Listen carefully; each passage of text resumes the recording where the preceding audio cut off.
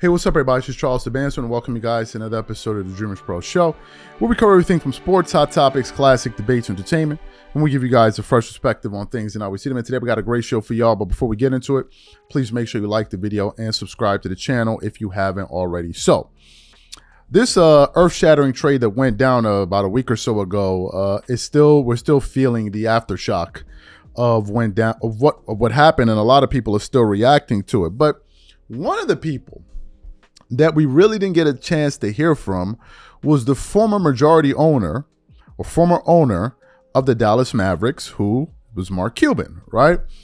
The only bit of information that I got, that I reported on initially when the story broke, was that Luka said he texted Mark Cuban about the trade, and Mark Cuban said that he had no idea that the trade was going down.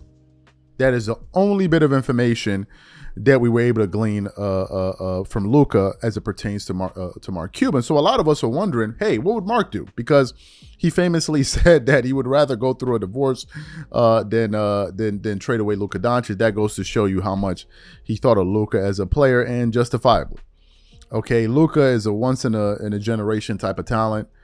He's absolutely spectacular. As a matter of fact, Luka Doncic currently holds the second highest scoring average, I believe, in NBA playoff history.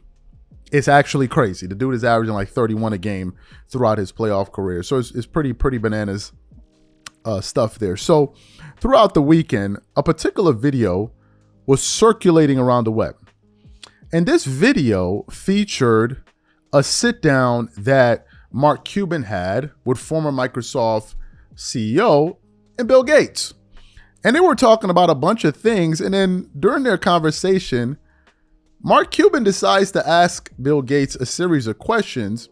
And as he was asking the question, you could quickly realize that he was actually poking fun at Nico Harrison and the Dallas Mavericks for their ridiculous trade of trading away a 25-year-old Luka Doncic for a 32-year-old injury-prone Anthony Davis, and it was absolutely gold. But before we even get into what Mark Cuban had to say, today's video is brought to you by our sponsor, Prize Picks. Prize Picks is America's #1 daily fantasy sports with over 10 million members. Prize Picks makes it easy to get real money action on the sports and players you love. You pick more or less on at least two for a shot to win up to 100 times your cash. For example, this week on Prize Picks, I'm looking at the upcoming NBA schedule and selecting Stephen Curry for more than 29 points and Kevin Durant for more than 27 points and Anthony Davis for more than 12 rebounds and Luka Doncic for more than 8 assists. If you're like me and you like to play it safe, you'll love Prize Picks' new feature, Flex Plays. It's the safest way to play. You can still cash out even if your lineup isn't perfect. Plus, you can double your money even if one of your picks doesn't hit. On top of this, Prize Picks puts their members first, so all withdrawals are fast, safe, and secure. When my picks hit, I can get my money as quick as in 15 minutes. So download the Prize Picks app today and use code CLNS to get $50 instantly when you play $5. That's code CLNS on Prize Picks to get $50 instantly when you play $5. You don't even need to win to receive the $50 bonus. It's guaranteed. And remember, whenever you support this sponsor, you're supporting this channel. Thank you. So what we want to do now is going to play exactly what Mark Cuban had to say to Bill Gates about this trade, and then we're going to come back and react to his comments. Take a listen to Mark Cuban here. And so I wanted to start off with a question, because you've been in, unique situations, and maybe you can help. If after you left Microsoft, you found out that Steve Ballmer traded Windows 11, like the new hot operating system, for Windows 10, the Hall of Fame, but older operating system, what would you do? I might have to hide from the press. I know a couple other people that are in that situation. So you heard what former Dallas Mavericks owner Mark Cuban had to say. What are my thoughts about this? I think Mark Cuban although he's a minority owner of the team, still feels like these guys in the management are a bunch of idiots. As a matter of fact, we're now hearing that Nico Harrison is afraid for his life and his family's life because of the fan base out there in Dallas and how they're treating a situation that they're absolutely disgusted with the Mavs for pulling off that trade, and in specific, Nico Harrison.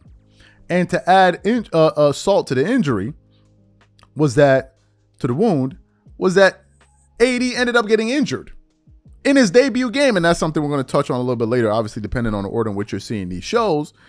So it's just not a good situation out there in Dallas, man. It's not a good situation. When the trade went down, I said the Lakers won. The Mavs won immediately, yes, in the short term, but now it's not even looking like they did that. But overall, the Lakers won. Because the Lakers now got them their cornerstone player, their centerpiece player, going into the future for the next 10 years.